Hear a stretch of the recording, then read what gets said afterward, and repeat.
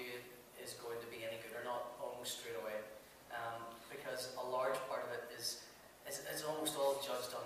You'll see people with portfolios that are kind of like 9 inches thick, slips of paper falling out, and half finished things, and you take one look and you think, nope, you're not ready for this. And you'll see people walking in that are sort of tidy individuals. They look like they're going for a job interview, because that's what it is. It's a job interview, and they will have a neat portfolio, and you think, I hope this guy's good.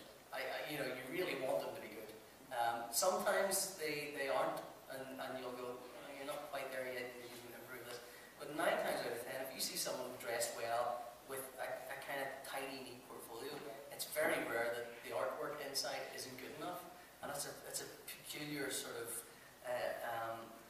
It's almost like as you do more and more work, and you do more and more portfolio reviews, you do all of the mistakes you're supposed to do nice and early, and by the time you're you know what you're doing, and you've got the confidence to stand in front of someone with a portfolio, your work has reached that level as well, and that's kind of been my experience. I don't know.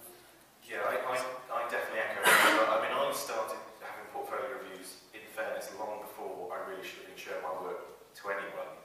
The rule of thumb I use now, people come up to me and say, well, particularly if they don't have a portfolio, but even if they do, because they say, when you can look back at something you did 6 months ago and you're not totally ashamed of it, that's when you should start showing your portfolio, because I was learning so much. Even before I was doing anything professionally, I was doing, as many pages as I could every single night, every spare minute I had, because I was trying to get better. And as a result, the things I did 6 months earlier were so bad, and I thought were great at the time, but I'd come so far in those 6 months, I was looking at it going, I really wish I'd never shown that to an editor. So kind of in terms of your own, self judgment, I think you might be happy with what you've done. I tend to hate everything I've done and think I can do better than that, but some people look at it and go, this is brilliant, and sometimes a portfolio review, the editors can either they'll be honest, and the degree to which that honesty is polite, you kind of have to be ready for to some extent. I think if you know that you're continually improving, but you've reached rather than your growth going like that, you're sort of getting a little bit better every time. And the one thing I would say is, when you have a portfolio review, every person and every editor, you're largely getting their opinion. So you might have someone that really doesn't like your style. That doesn't mean your style's necessarily bad. It just means, if you're trying to do something that's very cartoony and you're taking it to someone that does very realistic art, you're probably going to get, a different sort of review. Even with the best portfolio in the world, if you're showing the wrong, if you're showing Batman to an editor of the X-Men, it could be the best Batman in the world. He's going to look at it and go, that's Batman. I don't know why you're showing that to me. Yeah. So I mean, what I will say is I have had some horrible editors' portfolio reviews. The worst one I ever had was the chap quite plainly, I think, wished that I didn't exist. And I turned up with a portfolio, and it was fairly clearly just, I'm not looking at all that. And I went, well, just look at as much as you want to, really. And he leafed through and he just went, don't like that. You've got to have tough skin if you're going to go to a portfolio. That's too yellow, that's too brown. And I had a pin-up picture of Superman in there as well, and he was above the planet Earth, and I thought, well, I'll do a nice sunrise, do a corona of light, peeking up from behind planet Earth. And the editor turned to me and he said, where's that light coming from? And I had this moment of, and I said, well, it's coming from the sun. And he went, well, if you have to explain it to me, then you're not doing your job right. So you will have some editors that will be, but for the most part, it's just about getting people's opinions. And sometimes I've had some say, I prefer this kind of style, so it might open you up to say, well, if I do some stuff like that, can I send it to you? So it's not a closed door, even if they are difficult at times. But beyond that, just in practicalities, 5 sequential pages is usually the minimum you should have. Yeah. People tend to do pin-ups, and that doesn't tell you a lot. think to say there's a sort of standard portfolio for comics between 9 and 12 pages. So if you want to draw superheroes, say you want to draw Spider-Man, it would say do between 3 and 4 pages of Spider-Man in action, like actual comic pages. Don't do covers or pin-ups, just do actual sequential pages. So you have 3 to 4 pages of Spider-Man in action, say he's fighting Doc Ock or something. Then you do 3 or 4 pages of more realistic sort of, say Peter Parker and Mary Jane sitting around having coffee and having a chat. So you can show you can draw both sort of scenes. And then sort of the third one, I would say something you're really good at, just sort of concentrate on that. And say you're really, really good at horses, you could draw Peter Parker riding a horse, and so this is something that shows your strength. Really good at drawing horses. No, it is, plenty of strength. If you're really, really good at drawing sort of machinery and airplanes, just put something in there on those last few pages that make you stand out from everyone else. I would say if you have got a page of artwork that has got amazingly drawn horses, put them in anyway, because every editor will go, oh my god, you can actually draw horses.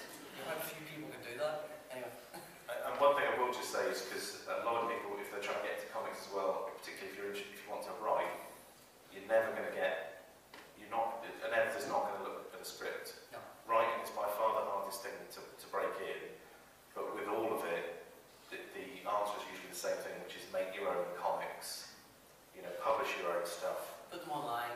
Yeah, doesn't matter how they're published. If people see it and respond to it, then they will come to you eventually, hopefully, and say, I really like this. Or you can send them a finished book, but if you send people scripts, it's just going to, editors generally don't have the time to. There's a weird loop of you had to be published to get published, sort of thing. But there's loads of sort of like small press anthologies. So like in the UK, so rather than just go to like Marvel and DC and Disney and stuff, go along to those small anthologies at the start and try and find a 5-page script that you can draw and sort of get published there. And you'll learn loads, but you also have something to show as a portfolio and say, yes, I am. I can sit down and draw 5 pages of someone else's script and get it published, which is something that editors really like to see. So sort of you're reaching something professional before you're actually hired. Okay, guys, has anyone got any questions? Show of hands, anyone? What way technology is going? Do you think these guys get a job in the future with computer stuff like? Well, computers are a big part of the the industry, but they don't draw comics themselves. It's I use a Cintiq and like Maggie Studio to draw all my roughs, but I still have to do it by hand. I still have to draw it, and then I'll print it out and still ink it over. I think maybe and they probably say anything about colours. You would do it all. Yeah, there's never going to be a magic button to press that will sort of, computers have definitely made everything easier, and it can be argued whether it's better or worse, but it's changed a lot of things. It enables you to have much more control over everything, but I think it's always going to require people. I don't think that will ever change. No, there's I have done it and others have done it where they've built models in a program called SketchUp, which allows you to build sort of 3D models of things and use those models to base their drawings on. So if you need to draw a car, you would build a car in SketchUp and print that out, maybe and ink it. But there's a kind of, I think you can tell very quickly when people over-rely on things like that. There's also a piece of software called Poser, which is for sort of putting a human figure in whatever pose you want, and you can tell almost instantly when someone's used a bit of software like that. You can tell where they've traced it or drawn it, and that's as close, I think, as we're ever going to get to the idea that a computer might take over the drawing aspect. Drawing is a purely creative thing in a way that the computers have kind of completely overtaken the idea of some aspects of hand lettering, some aspects of colouring and so on, but they've made those things a lot easier for individuals to do. What they haven't done is they've replaced certain jobs. So for example, there's no colour separates anymore. Colour separates would have looked at the colours that someone would have done and then cut out sheets of paper and stuck them down so they could get mixes of colours, and those, that's a whole industry has disappeared because of computers. But the actual process of drawing will never be replaced by a computer. You can build toys that do some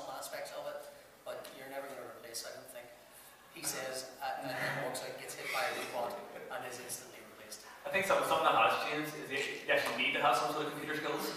As before, I think, obviously, most communication is done by email, and even some phone calls and stuff, but even about 10 years ago, you would have just drawn your art and then went to the post office and then sent it off to the company. But now you have to be able to use software to scan your artwork.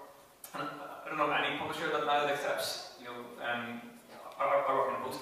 You have to be able to scan it in and you can clean it up and send it to them to be inked. Yeah, one thing is when I started working in computers when I was 14 in 1984, and at that point there was a handful of people who would have known anything about computers, and now the expectation is that anyone who works as a comic artist knows a certain amount about computers because they use a computer every single day. But it's all about making aspects of their job easier. It's not about replacing, it's certainly replacing certain legwork stuff that Google Images for doing research. If you've got to draw in New York, it's far easier to go into Google Street View than it is to kind of build a model of New York by hand out of bits of cardboard. Yeah, that's what I'm doing tonight. Yeah, definitely. I mean, the Transformers book, Regeneration one that I'm working on, is the continuation of the book that started in 1984, and the way in which the book is done, it's still hand penciled, it's still hand inked. The only difference is that the lettering and the colouring is done digitally, but in effect, importantly, it's done by a person. Yeah, who uses a computer. It's not done by a computer. It's done by a person. You can't build an algorithm for that sort of level of creativity.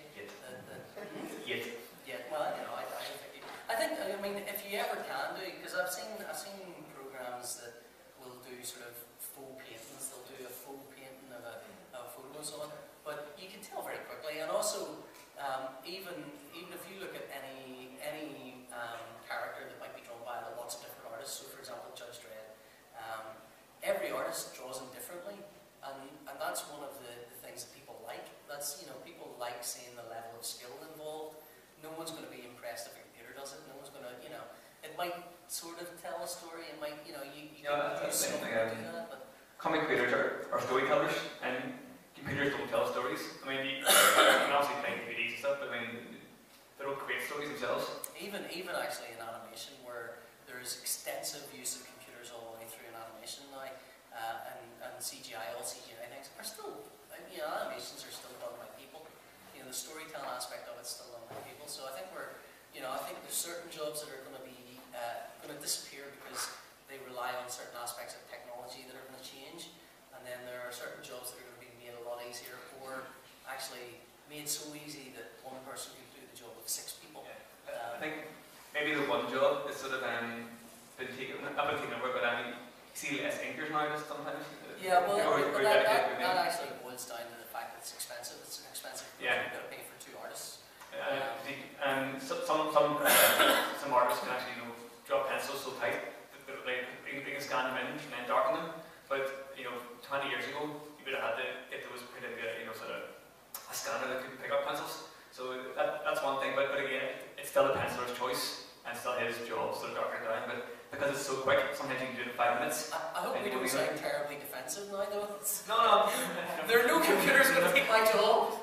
But if you want a top class artwork, you still hire an inker to make it look really, really polished and really, really good. So it doesn't. There's very few pencils that can go straight to it. Okay, thank you, Jeff, for your question. Anyone else? Any questions? Yes, start back here. What type of Transformers do you draw? There are so many. In terms of Transformers, ones that turn into things. With Transformers, I just colour the Transformers books. So in terms of the stuff I've coloured sort of Transformers from various different incarnations. But the main one that I'm working on at the moment is the continuation of the original book, from 30 years ago. So it's very much the classic Optimus Prime as he appeared